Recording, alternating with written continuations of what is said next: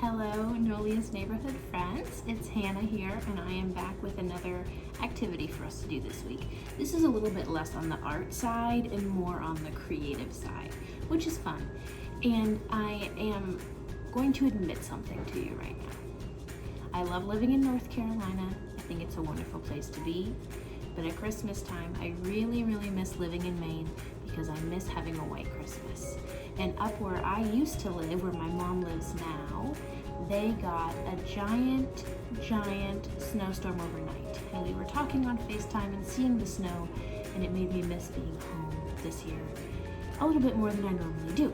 So I got to thinking it might be fun to find a way to play. Sage is our assistant today. You can see her in the background. A fun way that we can play as if we had some snow, even though it's not likely that in our area we'll see snow by Christmas time. Although fingers crossed for snow at some point this winter, right?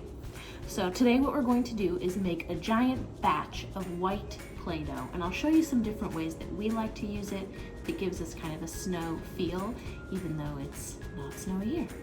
So before we get started, I'm just gonna go ahead and walk you guys through the process, and then I'll turn my camera around so you can watch me do it, but it's helpful to already know what we're doing before we start watching that part of the video. So the ingredients are as follows. You need flour and salt, and you also need this. It's called cream of tartar. You can find that in like the spice area in the grocery store. And what you want to do is grab a pot, and I've got all of those dry ingredients already in here, and you want to use a fork or a whisk to stir that around so it's mixed up nicely in your pot and ready to go.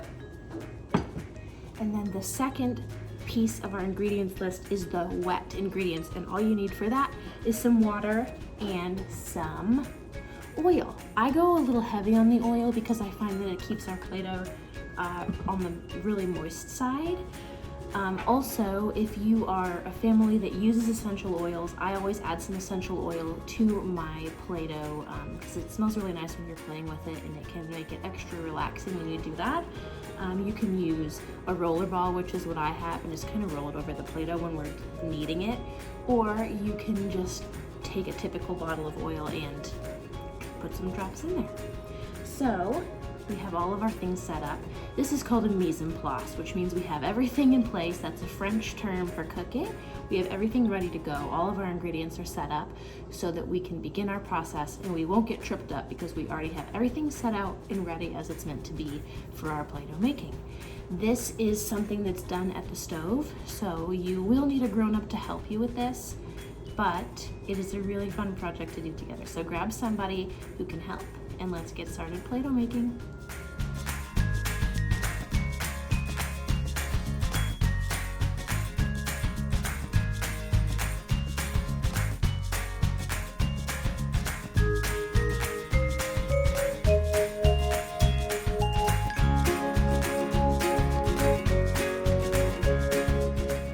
Okay friends, so you can see I've got my dough formed here, and I'm just gonna dump it out. It's okay if there's a little bit left on the bottom. This is a giant batch, so scrape if you must. But so you've got most of yours piled up here, you're in good shape. So the next thing that I'm going to add is just my essential oils, because for the sake of our snow play, we are going to keep this white, but if you're in the mood for a colorful Play-Doh, this is the point in the process that you would separate this batch into a couple of different, put some on my hands too for while I'm kneading, a couple of different piles, and you can add food coloring to your Play-Doh at that time. Now this is quite warm, so if you aren't as comfortable with a warm dough as I am, then you may need to wait a few more minutes to knead and kind of finish getting the dough all together. But this part is really just about kind of finalizing, making sure that it has blended all right in your pan. And then from here on out, you're pretty much ready to play. So again, you can use food coloring and add color to this if you want, But for my purposes today, I'm going with white because I am in the mood for some snow. So now that we have our Play-Doh made, we can set the scene for some snow type play. Now, one way that we really like to use Play-Doh at our house is using cookie cutters. We have a snowflake kind of cookie cutter. If you don't have a cookie cutter like this, you can absolutely use your white Play-Doh to make snowflake shapes. Snowflakes can look like anything at all, and you can absolutely freehand them. Another thing that we love to do is build snowballs or snowmen out of our white Play-Doh. We actually have a tiny and cute, let me grab it, tiny and cute little doll hat that looks kind of goofy on me, but works really, really well for a snowman made of Play-Doh. So if you have any like Barbies or dolls at your house that have tiny things, those are super awesome for snowman Play-Doh play. You can also use sticks or carrots like you would for the kind of snowman that you make outside, like Olaf. And we also love, love, love to use our Play-Doh to make kind of a hill, like a sledding hill, and we can use our Matchbox cars or our trains to slide down the sledding hill. So there's lots of ideas that are reminiscent of playing outside in the snow that you can do right up to your kitchen table while you're playing with Play-Doh.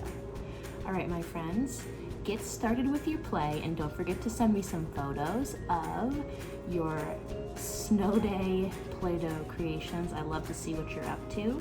Speaking of which, we have some amazing photos from the Harrell family who all made some fantastic paper bag stars and shared it with me. They are our stars of the week. Fantastic job, you guys, and I so appreciate when you send me emails. All right, I'll see you all soon, and happy creating. Bye, friends.